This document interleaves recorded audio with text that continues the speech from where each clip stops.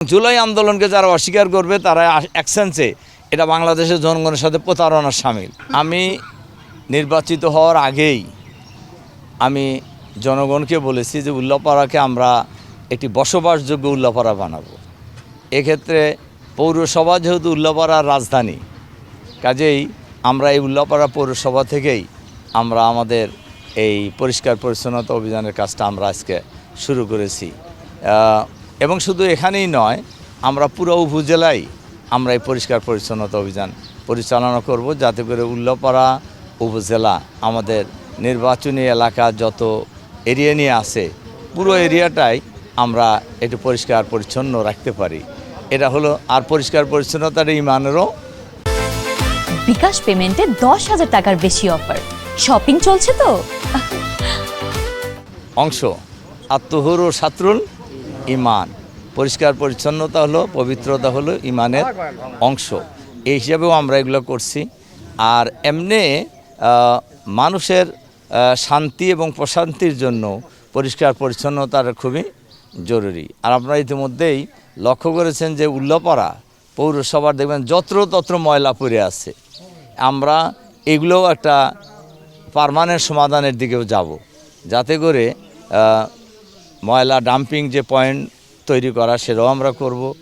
এবং এর পাশাপাশি উল্লাপাড়া পৌরসভা কর্তৃপক্ষ যারা আছে তাদেরকেও আমরা অনুরোধ করব যে উল্লাপাড়া পৌরসভা যে এরিয়াটা নিয়ে, এই এরিয়াটার পরিষ্কার পরিচ্ছন্নতার ব্যাপারে যেন তারা আরও যত্নবান হয়।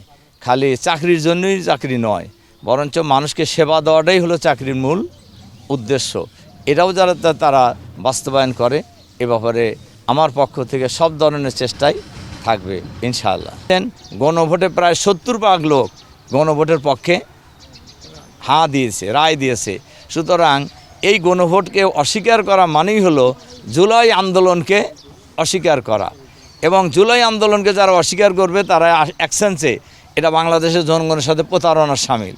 আরেকটা কথা আমি পরিষ্কারভাবে বলতে চাই, আমি যে আজকে উল্লাপাড়া মডেল থানার সামনে মিডিয়ার কথা বলতেছি, জুলাই বিপ্লব না হলে আমি এ জায়গায় আসতেই পারতাম না। এই গত 16-17 বছর আমাকে উল্লাপাড়াই আসতে দেওয়া হয়নি। সংসদ সদস্য দেওয়া দূরের কথা, এখানে সাংবাদিকদের সাথে তো দূরের কথা।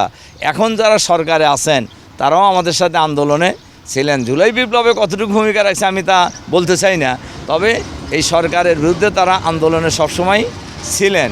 কিন্তু তারা হঠাৎ করে জুলাই বিপ্লবকে অস্বীকার করে, আমি এ কথাও শুনেছি মিডিয়ায়, এই সরকারের কোনো গুরুত্বপূর্ণ ব্যক্তি বলছেন গণভোট বলে কিছু নাই। আরে অবাক কাণ্ড, গণভোট বলে কিছু নাই, তা আমরা সাইন করলেন কেন, স্বাক্ষর করলেন কেন? আমাদের দল তো স্বাক্ষর করছে, তাহলে এখন আবার আজকে এটা বলতেছেন কেন?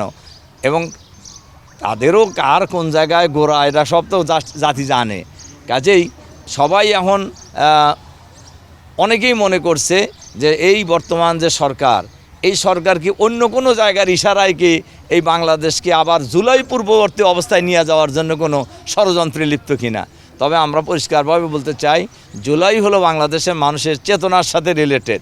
কাজেই এই জুলাই বিপ্লবের জন্য প্রায় 2,000 লোক জীবন দিয়েছেন, প্রায় 70,000 নারী এবং পুরুষ আহত হয়েছে, পঙ্গু হয়েছে, অনেকের বাড়িঘর ছাড়া হয়েছে।